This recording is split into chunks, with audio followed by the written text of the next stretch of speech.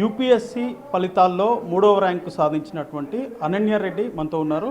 Madam, ముందుగా Vanitha TV and NTV నుంచి మీకు కంగ్రాచులేషన్స్.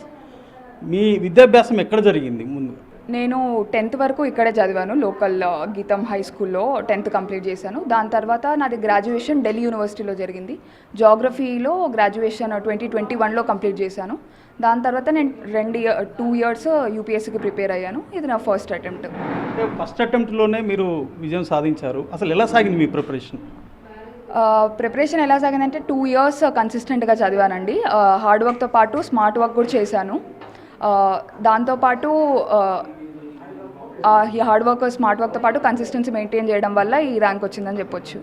అంటే మీరు ఆంథ్రపాలజీని ఎందుకు ఎంచుకున్నారు? వేరే సబ్జెక్ట్స్ చాలా ఉన్నాయి కదా. ఆంథ్రపాలజీ ఏంటంటే ఫస్ట్ ప్రాక్టికల్ రీజన్స్ ఆలోచిస్తే లిమిటెడ్ సిలబస్, మార్కింగ్ కూడా బాగుంది. ఆ ప్రాక్టికల్ రీజన్స్ ద్వారా చూస్ చేసుకున్నా. దాంతోపాటు నాకు సబ్జెక్ట్ కూడా ఇంట్రెస్టింగ్ అనిపించింది. నేను వేరే నార్మల్గా చాలా బుక్స్ చదువుతాను అపార్ట్ ఫ్రమ్ అకాడమిక్స్. ఆ బుక్స్ చదువుతున్నప్పుడు నాకు ఈ జెనెటిక్స్ ఆస్పెక్ట్ కానీ లేదంటే ఎవల్యూషన్ ఆస్పెక్ట్స్ అని ఉంటాయి. సో ఈ ఆస్పెక్ట్స్ మీద ఇంట్రెస్ట్ ఉండడం వల్ల నాకు ఆంథ్రపాలజీ తీసుకోవాలనిపించింది. అంటే సివిల్స్ అనగానే ప్రతి ఒక్కరు వామ్మో అని భయపడుతుంటారు. అసలు ఏంటి మీకు ఇన్స్పిరేషన్ ఎవరు? మిమ్మల్ని గైడ్ చేసింది ఎవరు? మీరు వివిధ రకాల సబ్జెక్టులు ఎలా చదివారు? ముఖ్యంగా ఆంథ్రపాలజీకి ఏమైనా కోచింగ్ తీసుకున్నారు? ఇన్స్పిరేషన్ అంటూ ఒక్కరంటూ ఎవ్వరు లేరండి. నాకు పబ్లిక్ సర్వీస్ చేయాలనేదే మోటివేషన్. సో అదే మేజర్ మోటివేషన్. దాంతోపాటు మహేష్ భగవత్ సార్, స్మితా సబర్వాల్ మ్యామ్ ఇలాంటి వాళ్ళని చూసి కూడా అప్పుడప్పుడు ఇన్స్పైర్ అయ్యాను. వాళ్ళు చేస్తున్న గుడ్ వర్క్ చూసి.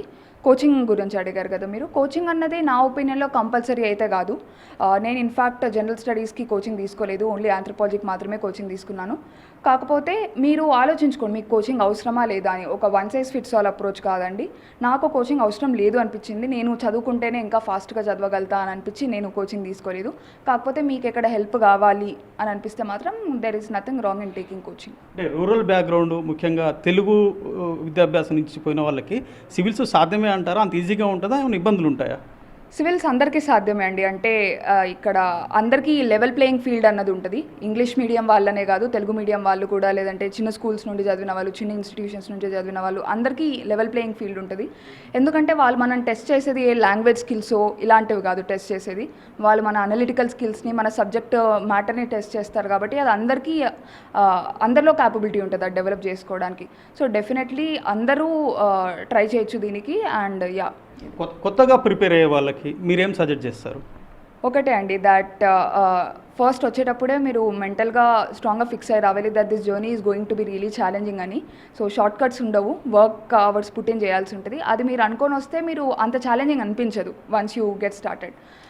ప్లస్ హార్డ్ వర్క్తో పాటు స్మార్ట్ వర్క్ కూడా చేయడం ఎక్స్ట్రీమ్లీ ఇంపార్టెంట్. ఎందుకంటే మనకు టైం అన్నది చాలా కన్స్ట్రెయింట్ ఉంటుంది ఎగ్జామ్లో.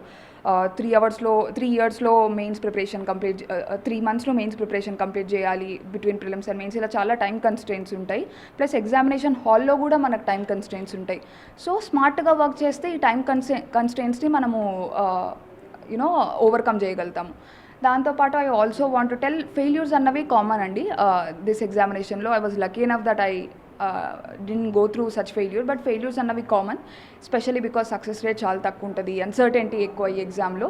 కాకపోతే డోంట్ ఎవర్ గివ్ అప్. ఫెయిల్యూర్స్ని స్టిగ్మటైజ్ చేయాల్సిన అవసరం లేదు. And don't ever give up, then successful. కష్టపడటంతో పాటు అదృష్టం కూడా ఉండాలి అంటారు కదా సివిల్స్ రావాలంటే. నిజమేనా? అసలు ఆ మాటతో మీరు ఏకీభవిస్తారా? డెఫినెట్లీ అండి. ఎందుకంటే ఈ ఎగ్జామ్ చాలా లక్షల్లో రాస్తారు అండ్ 3 స్టేజెస్ ఉంటాయి.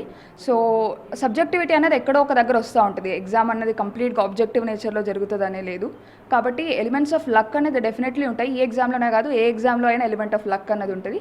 కాకపోతే మీరు దాని గురించి ఎక్కువ ఆలోచించాల్సిన అవసరం లేదు. అంటే లక్ ఉంటుంది, నాకు వస్తుందా రాదాలని కాదు. మనం 100% ఎఫర్ట్స్ పెడితే ఒకసారి కాకపోయినా ఇంకోసారికైనా వస్తుంది. కాబట్టి లక్ ఆస్పెక్ట్ని కన్సిడరేషన్లోకి తీసేసి మీరు మీ తరపు నుండి 100% పెట్టడానికి ట్రై చేయండి. ఇప్పుడు కొత్తగా వచ్చేటువంటి యువతకు కానివ్వండి, విద్యార్థులకు కానివ్వండి, మీరు యాజ్ ఏ విన్నర్గా ఏం సజెస్ట్ చేస్తారు?